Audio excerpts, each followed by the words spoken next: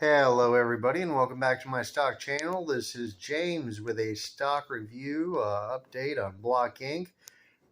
This was one of the big movers here for the last couple of days. 18% down in a week. This company was founded and run by Jack Dorsey. I guess he's the founder of Twitter also.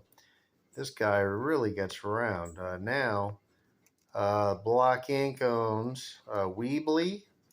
They own Square, which is kind of like um, a payment processor and a website. It's kind of like, what's the name of it? Oh, I'll think it in just a second and I'll tell you. Square.com, it's a website. Cash App, you've heard of that one. Um, so, yeah, this is a business that owns all of those businesses, apps, payment platforms. Um, yeah. So they started in 2009. It was founded by Jack Dorsey. Well, he just gets around. Well, I guess he took a ton of his money and he started buying some properties and he picked some good ones. And he seems to have done some good things with them. I don't particularly have any bad feelings towards any of them. I think they're all probably going to be around for a while. Fads do change, but here's the 5-year chart. We're going from $50 to 200 something dollars, all the way back down to $60.68 today. In the last year, it has gone down 16%. Oh, I'm sorry, 56% down in a year. Oh, goodness. Wow. I wonder what happened. I guess we're going to find out here. 6 months up. Mostly happened a little bit before Christmas. 1 month down 20%. It just fell off a cliff the other day. They're suing somebody for a nasty news article that said terrible things about their future. They do so many different things. I don't know what the article was picking on exactly, but somebody doesn't like Block and they wrote a scathing article which caused people to panic and sell the stock. And then Block came back and sued them, and I don't know where it's at now. Annual income statement. Wow. They're usually, when you see a company that doesn't report earnings, it's not always a bad thing. Sometimes they're growing and they're trying to land at zero. I've been finding this phenomenon on most of these balance sheets that I've been examining. It's almost like they do it on purpose. It's like they really made this much revenue and profit. The profit line was, somewhere up here, and then they just found a home for it in the balance sheet. So we're going to take a look at that and see how the balance sheet has grown up. But clearly, they just keep buying stuff and buying stuff and buying stuff, and it's the same old story. Quarterly, I don't see much growth. With all those companies, I would have expected to see maybe Weebly growing still. I would expect to see Cash App growing still. Square is Shopify. That's what I was trying to say. Shopify and Square are competitors. They pretty much do the same thing. The annual chart, you had some really nice growth in 2020 to 2021, and then it cooled off for a year. And maybe that's what got everybody spooked, is why did it cool off? But wow, what a boom. Well, this was probably the addition of a company. Maybe that was him adding Cash App or Weebly or something. It seems to be how this company grows, is just by adding other companies. Sometimes that can be a wonderful thing. You make yourself a bigger business, but it doesn't actually signify your actual growth, where the company's growth as a company. You're just adding things. Eventually you stop adding things and then your growth stops. Balance sheet, they look like they're continually adding things to their balance sheet. Absolutely. $31 billion in assets, $14 billion in liabilities. They're right side up, a lot more right side up than they were in 2021. Quarterly balance sheet, stable Mabel. Same thing all year long. Operating expense, 1.94 billion. They're just keeping it at even is all they're doing, and it's like they're just doing it on purpose. They went from I don't know. I want to look at the numbers. Let's look at their assets. They went from just over 3 billion to 4.5 billion to 10 billion to 15 billion to 31 billion in assets. This is the piggy bank, folks. This is the money. Every penny this company gets, they put it into an asset. They buy something. They rung up some debt along the way. So that's not too fantastic. I'm sure they can handle it. Maybe some of these companies came with the debt. Maybe they didn't actually run it up. But so you could say that so far for the life of Block, they have earned $31 million minus the 14. So maybe $16 billion that they've earned and actually have made as money. They've created, well, minus the IPO, I suppose. I don't know how big that was. It was probably a monster. I wonder if this is just a big... no, he only got a couple of bucks on the IPO. So yeah, he made that much money. It's making money. And they just disguise it. They disguise it with landing on zero every single time on purpose, because they continually find something to buy or to make another payment on that they just got done buying.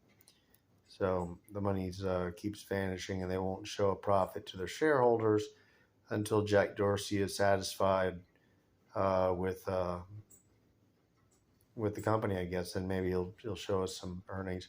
I don't know. It didn't seem like he ever did that with Twitter, did he? Did he ever even reach that point where he wanted to show any numbers? That could be the story of Block.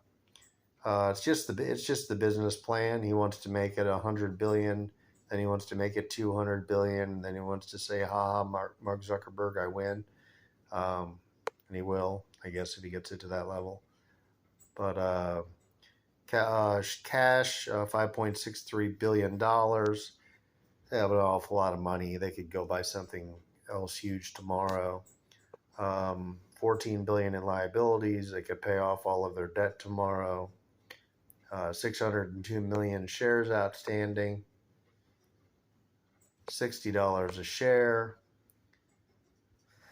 It's a lot of shares. That's a lot of money. Market cap, $36 billion. Are you? Well, usually I wouldn't be feeling that, for a company that doesn't have an earnings per share. But clearly they do have an earnings per share. It's just down here on the balance sheet. This is what he created. This is now $31 billion big, or $16 billion big minus the debt.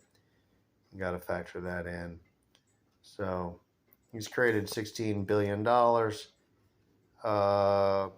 You could call it earnings. It's not going to get an earnings per share. If it did, I don't know how many years we got here on the charts. We'll just divide it by 5. We'll give them $3 billion in earned earnings every year of all of these years, and that would definitely give them a positive PE and a positive earnings per share. And he's doing good things with the money, and they are winning sometimes. Actually, 2021, $17 billion in revenue, 166 million in earnings. And they lost to $500 million last year. That wasn't good.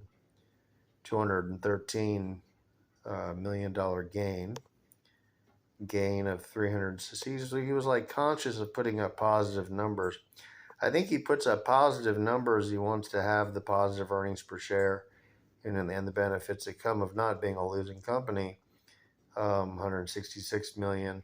This loss must have really just freaked everybody out. Negative 540, right out of the blue. What happened? Well, Cash App collects a percentage every time you send a friend money. So I don't think that percentage would have changed, and maybe usage of it waned. That's possible. Weebly might be at the pinnacle of its success right now. I don't know if they're still growing as much. They have a lot of competitors, including Square, his other company. They're kind of competitors with Weebly. If you want to get a website, you might choose between Square or Weebly.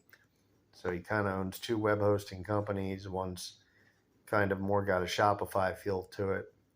The income leveled off. He showed a loss.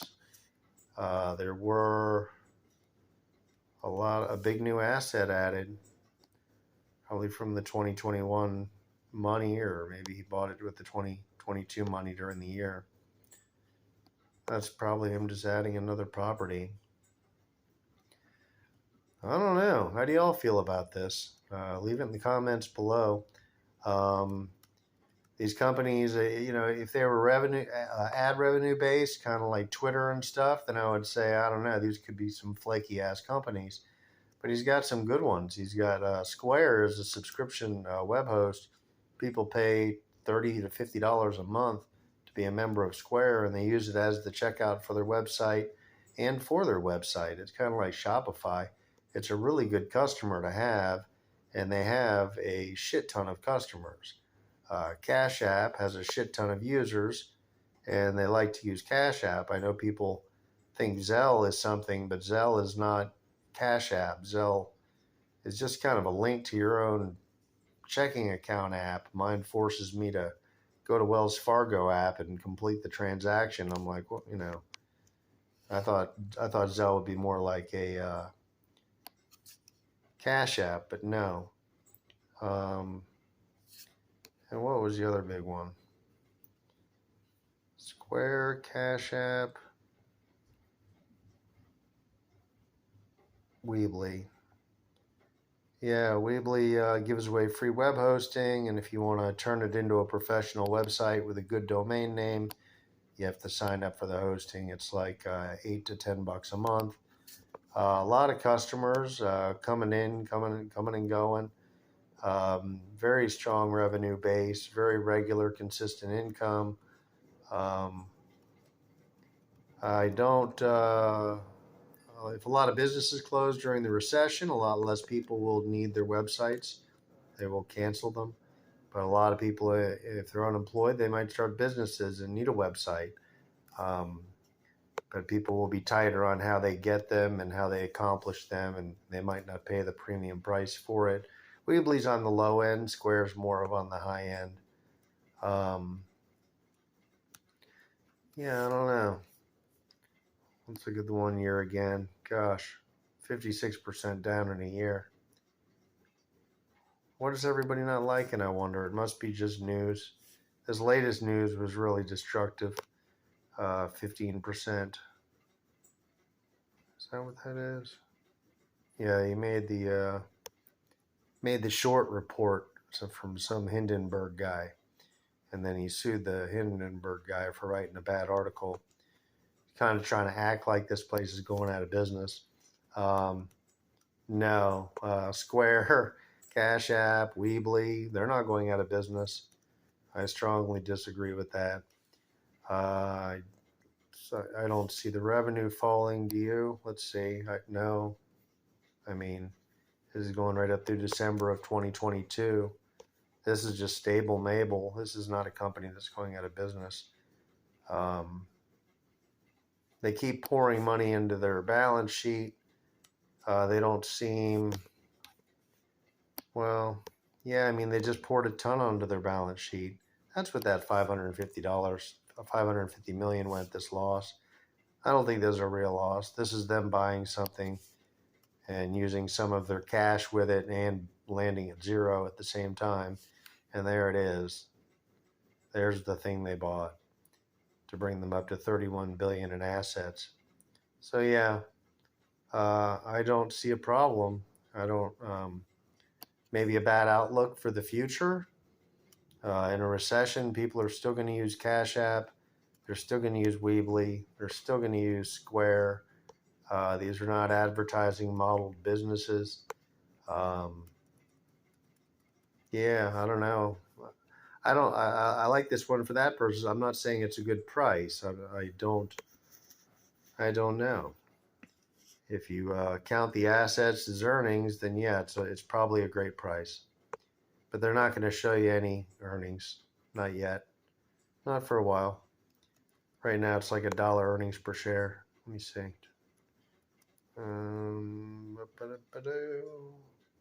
Yeah, it was $1. Earnings per share, $1. So yeah, I guess they're, I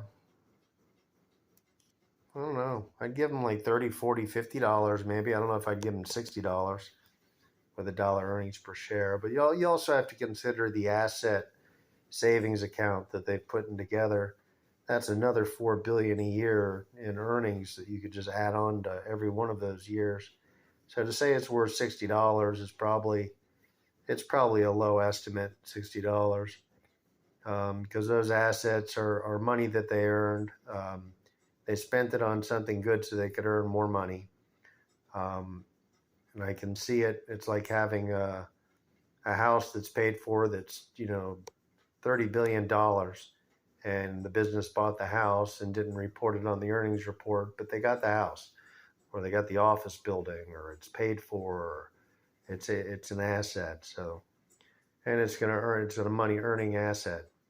So it'll continue to make their company bigger and hopefully grow and do good things. I like Block at this price. Now that I consider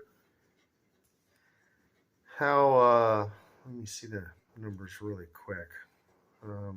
Annually, 17 billion a year is where they're at. So that's pretty much it right there, 17 billion. And we got 30 billion in assets on top of it. And these are just like barely anything wins 200 million. Yeah, I'd say 80% of all of their wins are displayed on their balance sheet, that they've used this money that they've made and bought cool stuff with to grow the business, cool stuff that's worth a lot of money, that's worth $30 billion. I'd have no problem assigning at least half their balance sheet to this earnings and consider that earned money as well, just the same. And $1 earnings per share plus the balance sheet. That's what you get. You're getting 100 million a year, 100 million a quarter in earnings, plus the balance sheet. You could definitely justify the balance sheet to like another 3 billion a year added to it. So yeah, I think this is a steal at $60. I don't know. It depends on how you want to look at things. They could have just stuck all of this money on their balance sheet and stayed this size, and they could have come out the next 2 years and shown us, instead of showing us 213 million in earnings on 10 billion, they could have showed us 6 billion in earnings on 10 billion. They didn't do that. They went and bought something else and then bought something else. So yeah, I'm liking them. I'm liking them a lot. And I like those companies, and I think they're going to be maybe the last survivors of a recession if it does come to that. And those would be the biggest growth spots. Amazing properties that they own. Very impressed, Jack Dorsey. You're a good accumulator of other people's good ideas, and Twitter. Good job. And I guess Block was a good idea too. Yeah, but maybe buy a few shares of Block. It's down a lot right now. What do you think? Is he going to buy more stuff and make it even bigger? Is he going to show us earnings one day? Maybe we'll take a look at his history and see what his habits are. Find out if Jack Dorsey ever shows a profit ever. The Twitter files would be very interesting to find that out. So let me do some homework, and I'll do another video on whether I think Jack Dorsey is going to show us some profits. Have a wonderful night, and I'll see you on the next video.